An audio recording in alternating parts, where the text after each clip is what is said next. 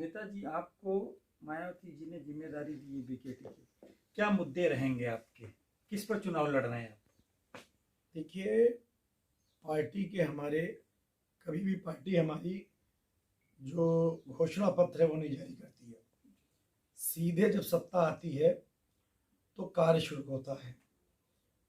और इस वक्त जो बहन जी ने घोषणा की है, मतलब मंच से, कि सबसे पहले तो जो भाजपा ने अपने कार्यकाल के दौरान बैकलॉग, SC ST, इनकी नौकरियों का बैकलॉग पूरा खाली पड़ा है। लाखों नौकरियों का सिस्टम खाली पड़ा हुआ है। कोई नौकरी भाजपा ने बैकलॉग को, शेड्यूल कास्ट की जो पड़ी हैं भरी नहीं है। दूसरा बड़ा मुद्दा है बेरोजगारी का। तीसरा शिक्षा का। और जो गांव में मैं गया हूं, लगभग सभी गांव मैंने कवर किए एक साल के अंदर। गांव में खासकर जो मलिन बस्ती हैं, दलित बस्ती हैं, शेड्यूल कास्ट हैं, हमारे कन्नौजिया समाज के महल्ले हैं, बैकवर्ड के अति पिछड़ों लोगों के महल्ले हैं, ये मल्लाह लोगों की समस्या है। मैं दुबैला गया था, वहाँ नदी गांव को काटते काटते बहुत गांव के किनारे आ गई है।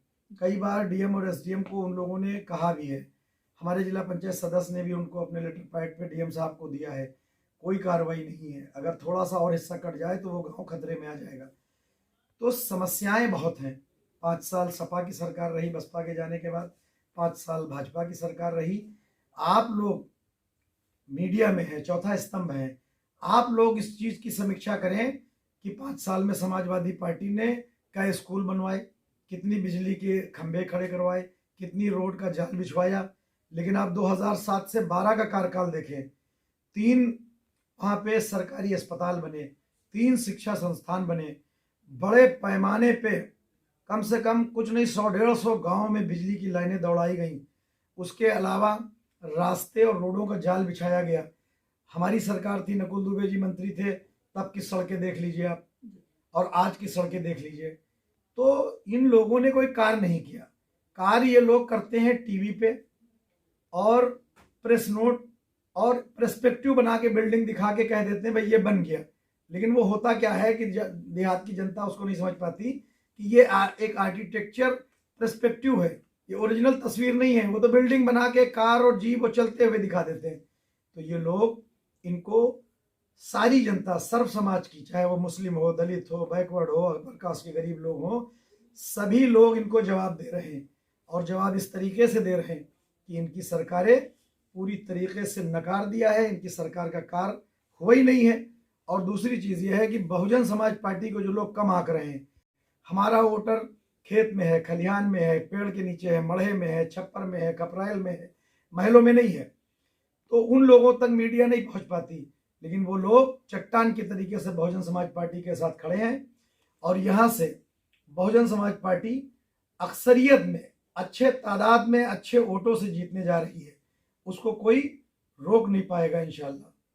अच्छा नेताजी, जो बेसिक मुद्दे हैं, जैसे आपने कहा भारतीय जनता पार्टी हमेशा हिंदू मुस्लिम की बात करती है, जैसे समाज लगातार कटाक्ष करती है। मैं आपको बताऊं, हिंदू मुस्लिम का सहारा वो लोग लेते हैं जो हकीकत में बहुत कमजोर होते हैं।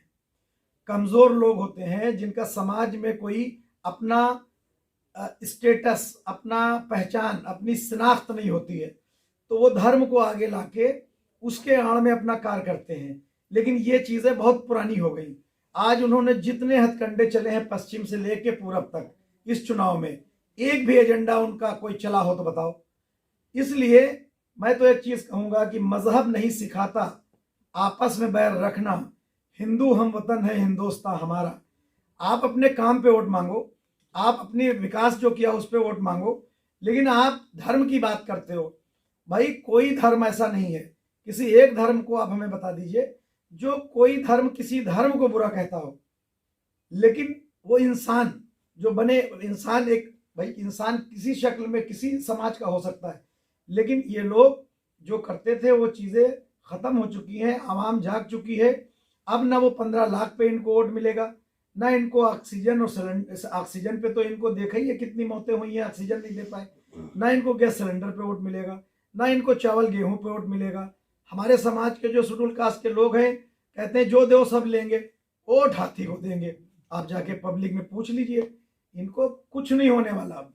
भाजपा से तो और छोड़ो, जो उनका बेस वोट था, रावत पूरी तरीके से बसपा के साथ आ गया बीकेटी में, और बैकवर्ड पूरी तरीके से इनसे हट रहा है। अब ये बताओ ये किसके दम पे चुनाव जीत लेंगे, हमें बता दें आप लोग। अच्छा नेताजी, जो ये इसे छुट्टा जो मवेशी से लोग परेशान हैं, यदि आपकी भाई- सरकार बनती तो इसके लिए आपकी क्या कार्य योजना है? भाई इनके लिए कार्य योजनाएं तो हमारी नेता और सरकार बनाती है। सरकार मार्च में बनेगी भी, बनी नहीं है, लेकिन इतना जरूर कहूंगा कि ये दर्द किसानों का हम लोगों की, हमारे नेताओं के जहन में है।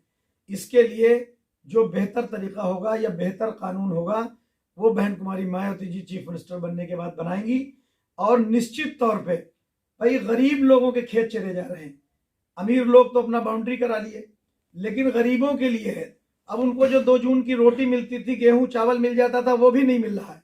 और पूरी पूरी रात हमारे लोग, किसान लोग अपना खेत बचाने में लगा देते हैं और सुबह वो मजदूरी पे चले जाते हैं। तो इन सरकारों ने उनका आराम भी रात का छीन लिया है, उनकी नींद भी खराब कर दी है। इसलिए इनको पूरी तरीके से नकारा जा रहा है। और बहुजन समाज पार्टी इक़्तिदार में, सत्ता में आने जा रही है, उसको कोई रोक नहीं सकता। और बताएं आंकड़ों की बात, बहुजन समाज पार्टी को पहले इन्होंने कहा 17 से 20 मिलेंगी, फिर कहा 24 से 28 मिलेंगी, फिर कहा 30 से 34 मिलेंगी।